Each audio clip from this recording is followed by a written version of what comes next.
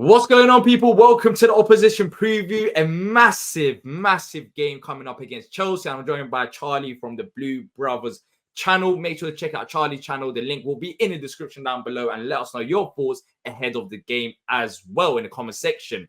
Look, Charlie, massive game for Palace. We spoke on your channel as well, so make sure to check that out, people, where I give my perspective on Palace side of things ahead of the game. But for Chelsea, you're coming off with a very nice win. I watched a bit of the game against Villa, considering how, I won't say dreadful, how poor you've been at times this season and how inconsistent you've been. I thought that was a very impressive performance against Chelsea. But how would you sum up this season so far as a Chelsea fan under new ownership group with, a lot of money spent, a lot of new players? Would you say you've been frustrated, or are you just trusting the process? It's been frustrating. I think like when you looked at the players we bought in the summer, a lot to like about them. Obviously, young, inexperienced. You've kind of signed potential, but there was certainly, I was looking at your Caicedos, etc., and thinking, yeah, we've got a good chance of coming top 5, possibly.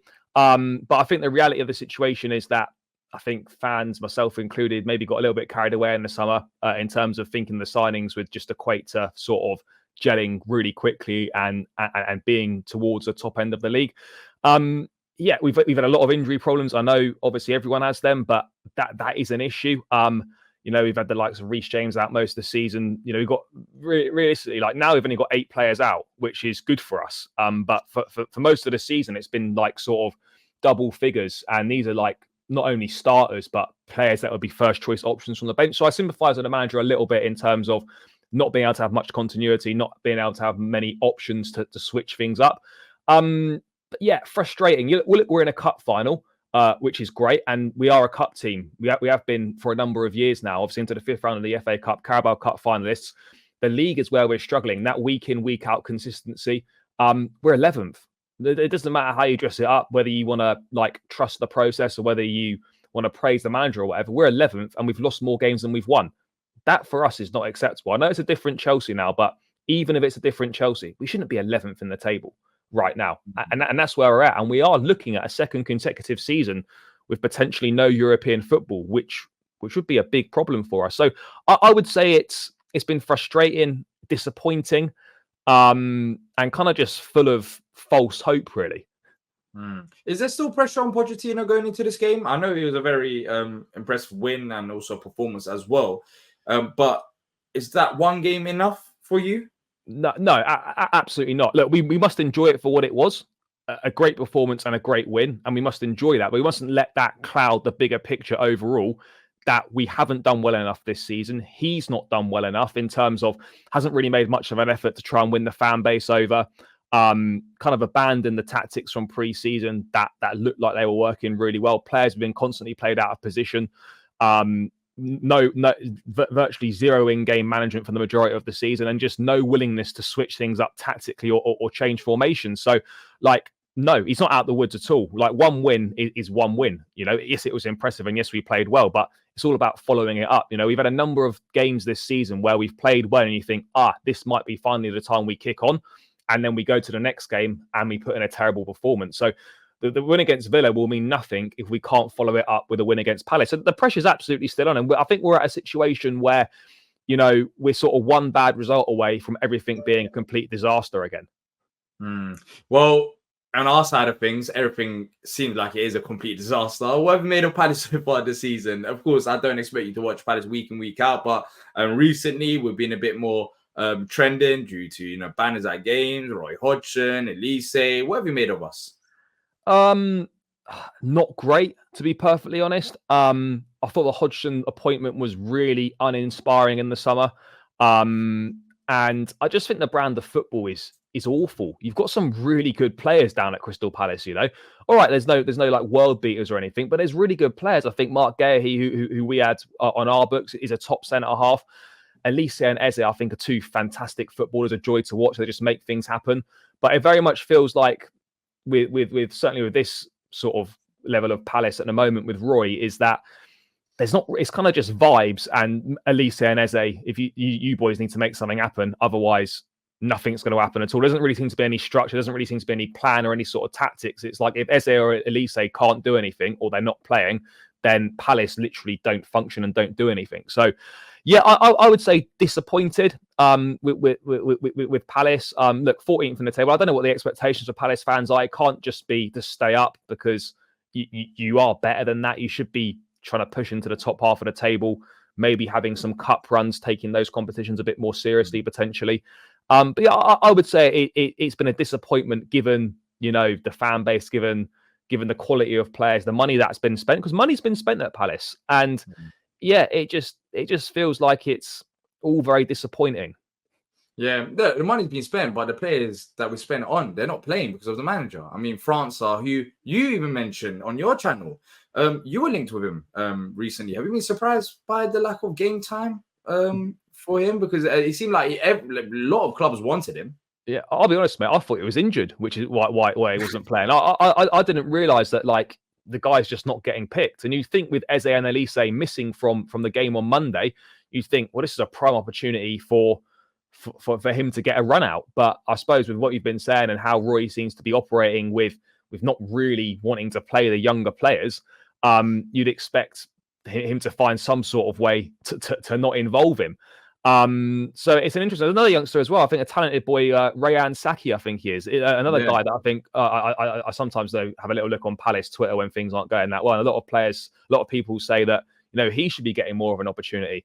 Why do you think Roy is not prepared to give these guys a chance? I know managers often, when they're under pressure, they'll always go safe and always go with experience. But at this point, there's nothing to lose. Things can't really get that much worse than they are right now. I wouldn't have thought.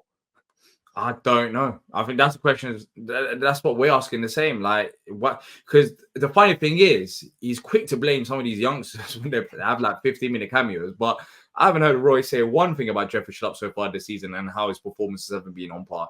But maybe he just sees it different. Maybe he thinks that Jeffrey Schlupp is having a great season when he isn't. I think statistically, he's one of the worst players in the league this season. Well, one of the worst attackers.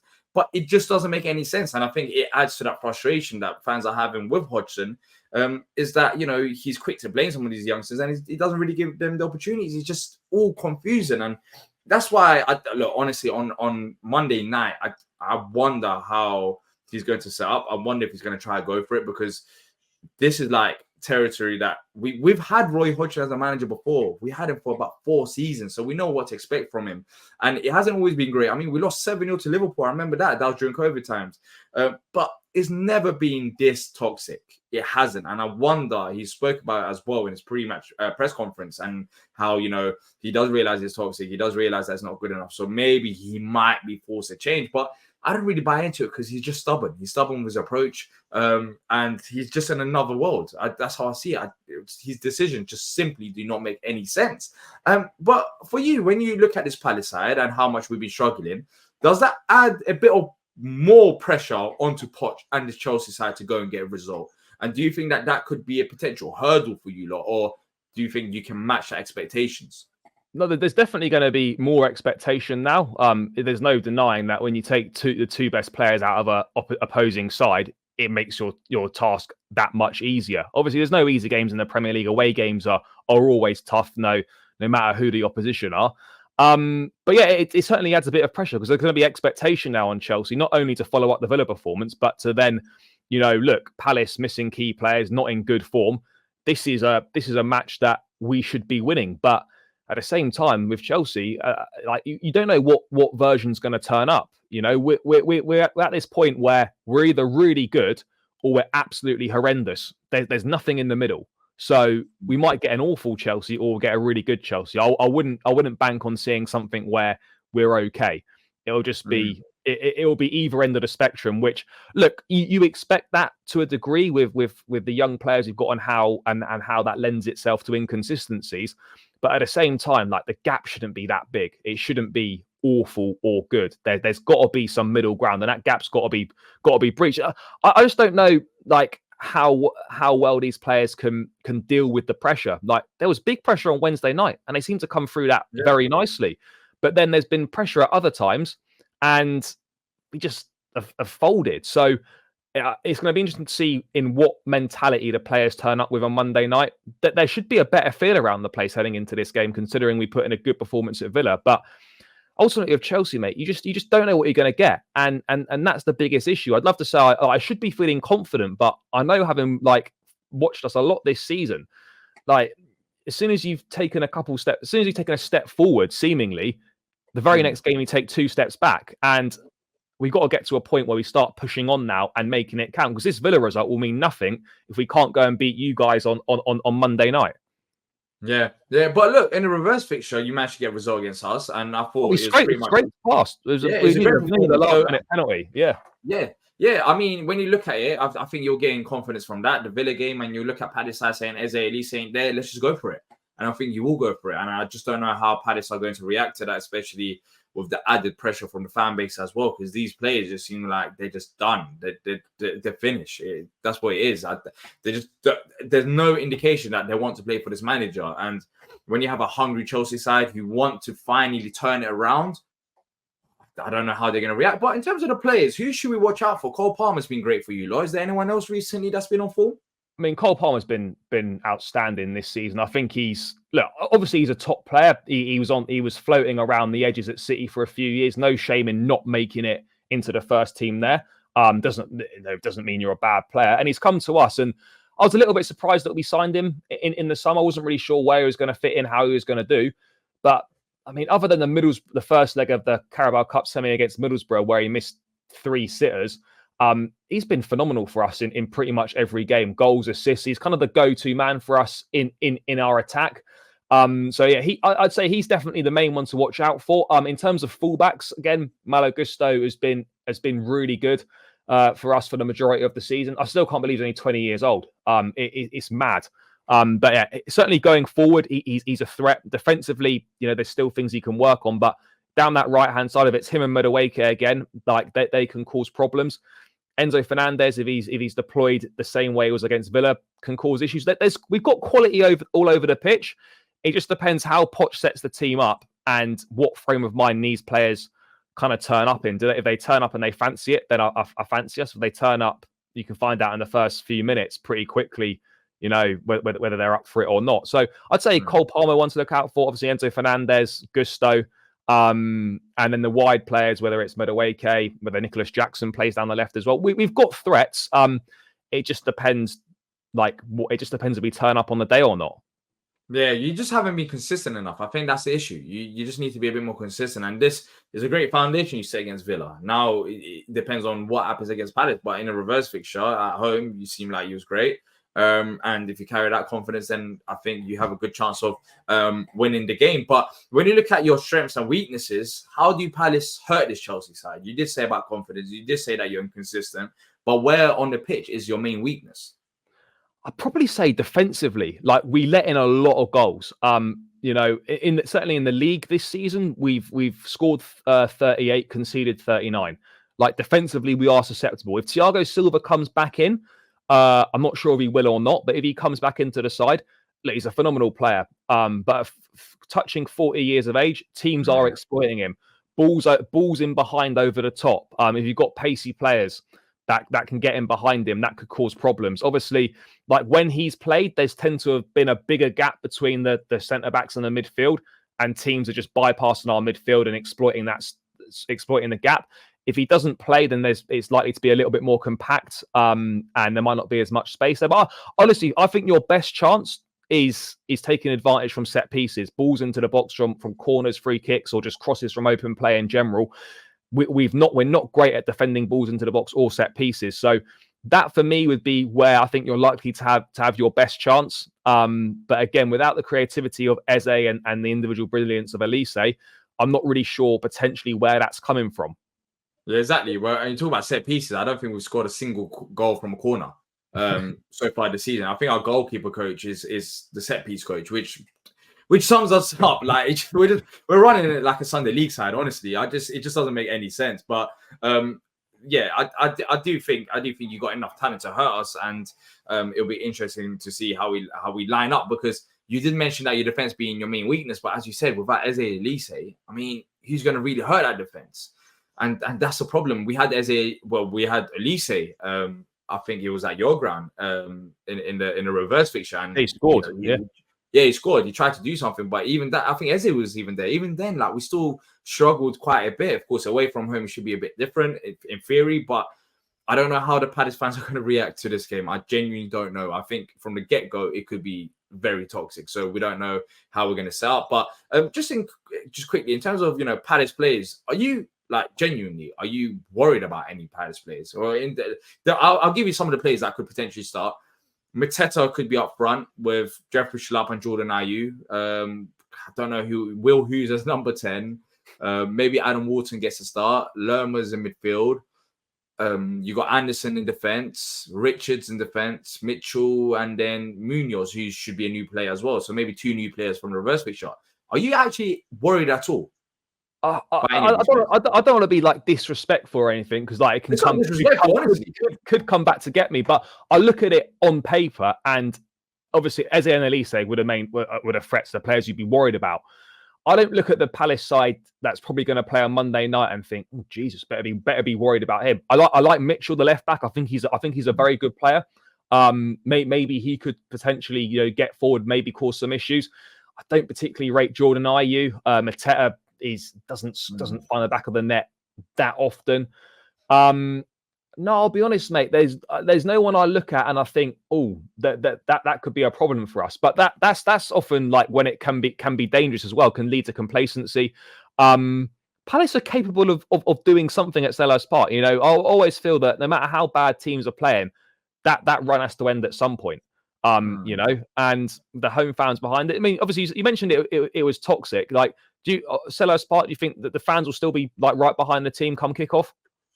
It's so hard to tell. I mean, the banners were out against Brighton again. Right now, everyone is frustrated. Even the most logical Palace fans that have always backed Roy Hodgson, they want him gone as well. So I genuinely don't know. And we can see the early goals. I think if we can see another early goal, it will erupt. But I don't know what's going to happen before the game. I just don't know. I don't know what to expect from this. From what you're seeing on social media, it feels like it's going to be very toxic. And even in the Sheffield United game, we won the game, but you don't even feel like celebrating because it was so dire against a side that's only picked up 10 points all season long. So if you start the game fast and you attack us from the get-go, I think that's going to be a problem. And the fans couldn't easily turn on the crowd.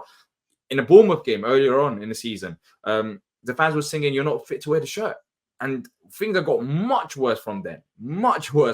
And I don't know what to expect. I think it all depends on how Chelsea line up. It depends on how Chelsea approach the game. But if we attack us with the low confidence that we have right now, I think it's a great opportunity for you guys to turn fans against the team. Not only against the team, it's against the manager and the owners in specific. That's where the frustrations mainly lie.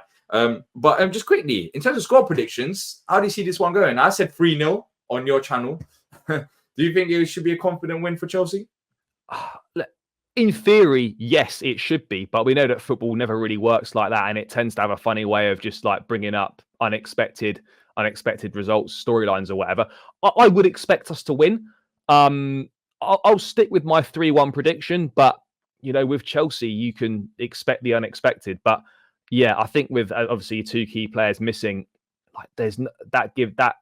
I'm finding it difficult to find reasons why we would slip up. I'm not saying it's not possible, but there's not many. I'll stick with my 3-1. Before you go, thank you for coming on the channel, by the way. Hopefully we'll catch up with you again soon. But how can they find your great work? Yeah, no, thanks for having me, mate. It's a pleasure. Yeah, just literally my own channel's Blue BrotherCFC, about 100 subs from 8K. So if you want to head over, support me, that would be greatly appreciated. And you can also catch me on Chelsea Fan TV as well.